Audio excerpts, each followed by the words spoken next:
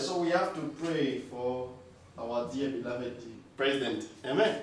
In order for God to do something upon his life. Amen. Because I'm hearing a by-election over the seat of the president's seat.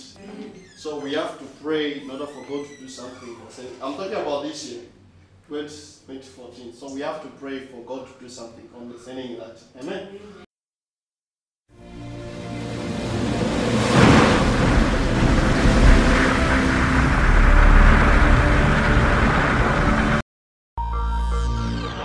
Thanks very much for staying with us. Time now for African News with George Calvin-Smith. Tonight, debuting for a limited time only, Africa sees its first white head of a democratic state after Zambia's Deputy President Guy Scott temporarily takes over from the late Micheal Sata. The leader's passing triggers a 90-day race to the polls to choose a permanent successor. First up, Zambia's begun a period of mourning for President Micheal Sata. The 77-year-old leader's passing has also triggered a 90-day race for his replacement. In the meantime, the country is being run by Guy Scott, who's become Africa's first white head of a democratic state. Sata had held the top job since 2011. Zambia's President Micheal Sata had become a shadow of his former self. Ruling circles knew that the health of their leader wasn't good, but had made no comment on his recent disappearance from the public eye.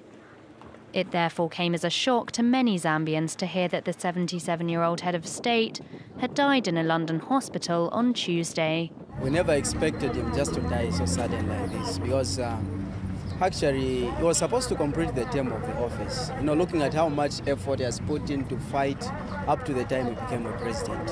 It's so sad. I'm very saddened by his death. I loved him very much and I still do, like my grandfather. Micheal Sata was a former trade unionist. Popular with many of Zambia's poorer citizens, he was elected in 2011. But Sata was also feared. He earned the nickname King Cobra because of his sharp tongue. It was announced on Wednesday that Vice President Guy Scott will act as Zambia's interim leader. This makes him Africa's first white democratic ruler since the apartheid era, news which has divided the population. The constitution stipulates that in case of demise of the incumbent, the vice president takes over, so I don't see any problem with that. It's not right. You know, 50 years after independence, I think we're supposed to have our own indigenous person acting in that position, because this actually puts the country in a very awkward position. Guy Scott cannot currently run for president as his parents were not born in Zambia. With a new election scheduled for 90 days' time, the battle to govern the copper-rich nation has begun.